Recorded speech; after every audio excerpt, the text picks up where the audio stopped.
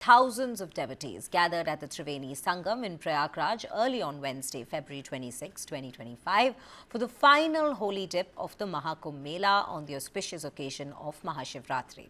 Devotees began arriving at the Triveni Sangam as early as midnight, camping along the ghats and waiting patiently for the opportune moment to immerse themselves in the holy waters. Now, this marks the very culmination of the 6-week-long spiritual congregation held once every 144 years and believed to grant moksha or salvation to the devotees. Over 1 crore devotees are expected to take the holy dip at the Sangam on this occasion, pushing the number of devotees who have taken a dip beyond 65 crore, a number surpassing the population of several countries across the world. The Uttar Pradesh government, in fact, reported that 1.33 crore devotees took the holy dip on Tuesday alone, setting the stage for an even larger gathering on the final day. Now, Uttar Pradesh Chief Minister Yogi Adityanath extended his heartfelt wishes to the devotees, saints and Kalpavasis, expressing his prayers for blessings from Lord Shiva and Mother Ganga. To manage the massive influx of pilgrims, authorities implemented stringent security and logistical measures. The entire Mela area has been declared a no-vehicle zone and VIP treatment has been suspended to ensure equal access for all devotees. Over 60 trains, which includes the special Mela trains, deployed to facilitate the movements of pilgrims with additional security at key railway stations. Surveillance drones, AI-enabled CCTV cameras and command centers were set up to monitor the event in real time.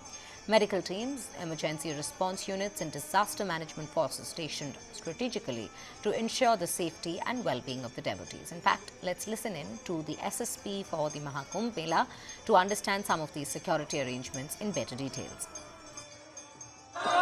So nobody wants to miss out on this opportunity. Traditionally, the people of the city of Prayagraj, they are also visiting this Snan in huge numbers, and that is why since midnight we are seeing a huge inflow of pilgrims. But because of our schemes, there is a very convenient outflow also, and everyone is feeling glad to be part of this occasion of Mahashivratri. They are also visiting the Shiv Mandirs in the Mahakumbh area. Now, the convergence of the Mahashivratri and the Mahakumbh Mela in 2025 is an exceptionally rare spiritual occasion.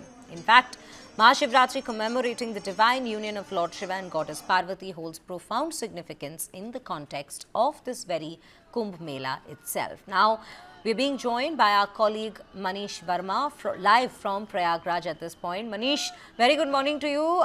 आप अभी कुंभ मेला पर ही हैं. आप हमें बताएं कि आज वहाँ पे अभी तक कितने डेवोटीज ने स्नान किया है, क्या नंबर्स आ रही हैं वहाँ के अथॉरिटी से, और जो सिक्योरिटी अरेंजमेंट्स किया गया है उसके बारे में भी, उन व्यवस्थाओं के बारे में भी अगर आप हमें थोड़ा बताएं तो.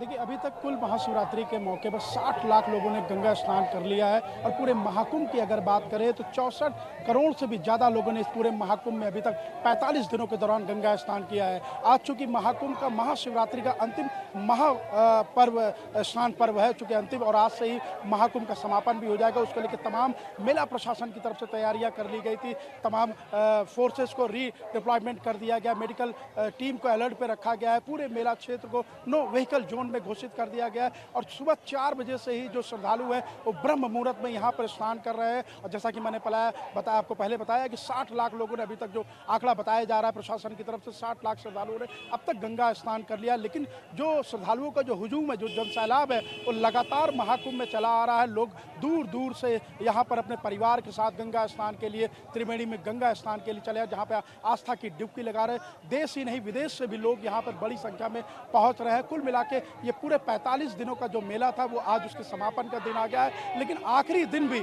लोग यहाँ जो बड़ी संख्या में आ रहे हैं, और एक मौका, जो आखिरी मौका जो लोग नहीं आ पाए थे उन्होंने भी सोचा कि वो इसके भागीदार बने और महाकुंभ का साक्षी बने, इसलिए भी मौके को मिस नहीं करना चाह रहे थे. इसलिए यही कारण रहा है कि महाकुंभ के आखिरी दिन और आखिरी स्नान पर, महाशिवरात्रि पर, भोलेनाथ के नाम की डुबकी लोग यहाँ पर लगा रहे हैं.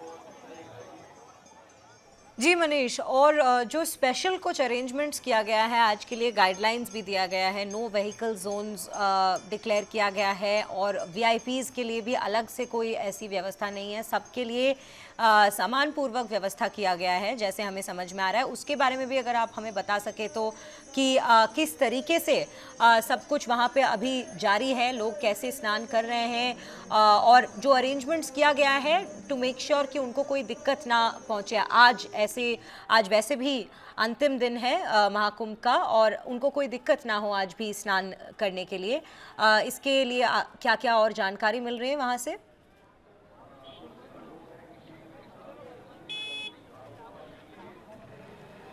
जी बिल्कुल, जैसे कि हमने पहले आपको बताया कि कल शाम 4 बजे से पूरे मेला क्षेत्र को नो व्हीकल जोन में बदल दिया गया है। गाड़ियां यहां मूवमेंट नहीं कर पा रही है, पूरी तरीके से गाड़ियों पर प्रतिबंध लगा दिया गया। हालांकि 6 बजे के बाद पूरे प्रयागराज शहर में भी नो व्हीकल जोन को घोषित कर दिया गया था। जो गाड़ियां बाहर से आने वाली थी उन्हें बॉर्डर पर ही रोक दिया गया है। तमाम तैयारियाँ यहाँ प्रशासन ने कल ही पूरी कर ली थी और लेकिन हालांकि चूंकि वाहन यहाँ पर नहीं चले, गाड़ियों को रोक दिया गया है, तो जो श्रद्धालु हैं उनको पैदल ही संगम स्नान के लिए जाना पड़ रहा है।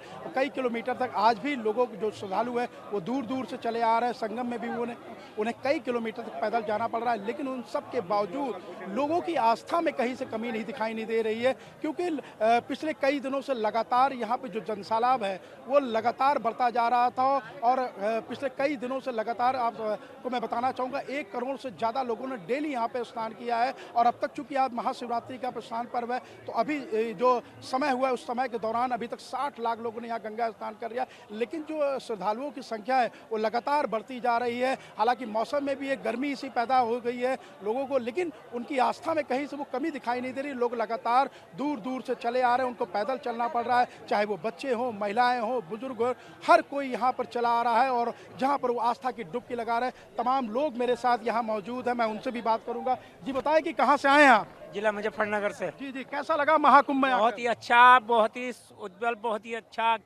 आनंद आया। आज महाशिवरात्रि है, भोलेनाथ का दिन है, बहुत अच्छा दिन है आज का। और माननीय योगी आदित्यनाथ जी को हम एक छोटा सा बच्चा भी हमारे साथ यहाँ। बेटा कैसा लगा, कहाँ से आए हो?